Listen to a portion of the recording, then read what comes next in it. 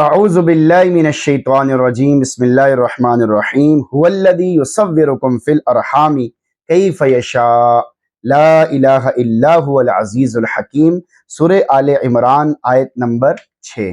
جس طرح چاہتا ہے نقشہ بناتا ہے، هو الذی یصورکم، وہی ہے جس طرح چاہے ماں کے پیٹ میں تمہارا نقشہ بناتا ہے، کیف یشاء، جس طرح چاہے، یعنی وہ ایسا قادر اور مختار کل ہے کہ جیسے چاہتا ہے ماؤں کے پیٹ میں تمہاری تخلیق کر دیتا ہے۔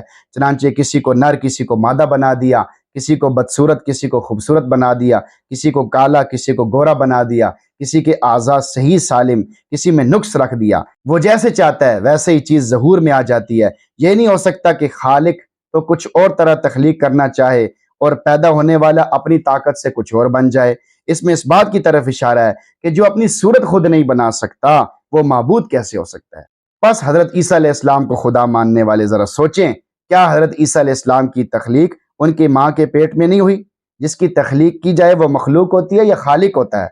تخلیق کرنے والا معبود ہوتا ہے یا عابد ہوتا ہے؟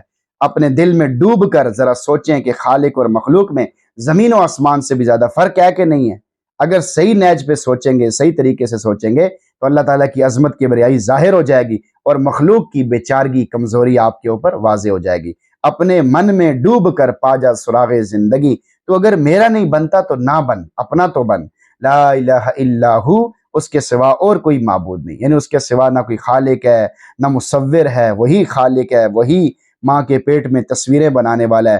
بس جس کی تصویر بنائی گئی ہو وہ معبود اور الہ کیسے بن سکتا ہے؟ یہ بھی اللہ رب العزت کی وحدانیت کی کھلی دلیل ہے۔ العزیز الحکیم، وہ بڑا ہی زبردست نہایت ہی حکمت والا ہے، یعنی وہ ایسی زبردست ذات ہے کہ اگر کسی سے انتقام لینا چاہے تو کوئی بھی اس آدمی کی مدد نہیں کر سکتا، نہ ہی اس کا کوئی ٹھکانہ اور ماوا ملجا ہو سکتا ہے۔ اور وہ زبردست ہونے کے ساتھ ساتھ حکیم مطلق بھی ہے، اس کا ہر کام حکمتوں کے تحت ہوتا ہے۔ وہ اپنی قوت و طاقت کو حکمت کے تحت ہی حرکت میں لاتا ہے۔ بس الوہیت مسیح کا عقیدہ رکھنے والوں اور ہر قسم کے کفریہ عقائد رکھنے والوں کو چاہیے، یعنی حضرت عیسیٰ علیہ السلام کو جو خدا مانتے ہیں ان کو چاہیے کہ کفریہ عقائد سے توبہ طائب ہو جائیں، ورنہ اللہ کی پکڑ سے نہیں بچ سکیں گے۔ اگر عذاب میں دیر ہو رہی ہے تو خوش نہیں ہونا چاہیے، اس لیے کہ وہ کسی حکمت مصلیحت کے تحت عذاب دینے میں دیر کر رہا ہے۔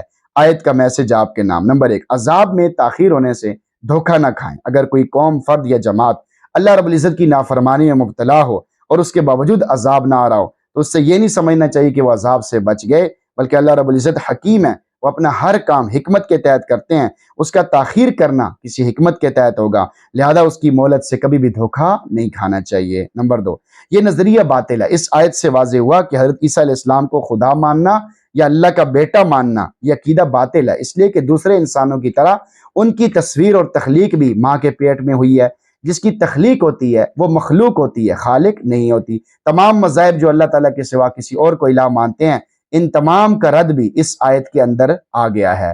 اس لیے تمام مذاہب والوں کو سچا اور سچا توحید پرستی کا عقیدہ رکھنا چاہیے، تبھی ان کی نجات ہوگی۔ اللہ تعالی ہمیں بھی توحید پر پکا رہنے کی توفیق عطا فرمائے اور اپنی ذات عالی کا کامل یقین نصیب فرمائے اور ساری زندگی اللہ کی ذات کی طرف متوجہ رہنے کی توفیق نصیب فرمائے۔ کیونکہ جو دنیا میں اللہ کی طرف توجہ کرے گا تو پھر مرنے کے بعد اس کے مزے ہیں، قبر میں مزے ہیں، حشر میں مزے ہیں، اللہ کے سامنے کھڑے ہو کے وہاں پہ بھی مزے ہیں۔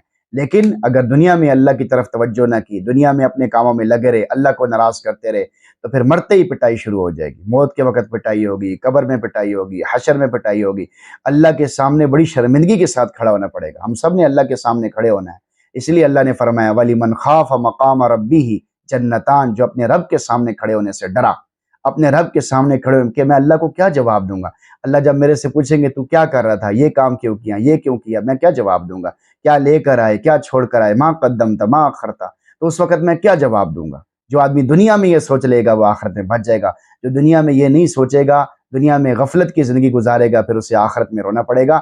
اللہ تعالی ہم سب کی آخرت کے بڑے نقصان سے حفاظت فرمائے اور ہم سب کو دین کی طرف متوجہ رہنے کی توفیق نصیب فرمائے اور ہم سب کو قرآن پڑھنے، سننے، سمجھنے کا بھی اہتمام نصیب فرمائے۔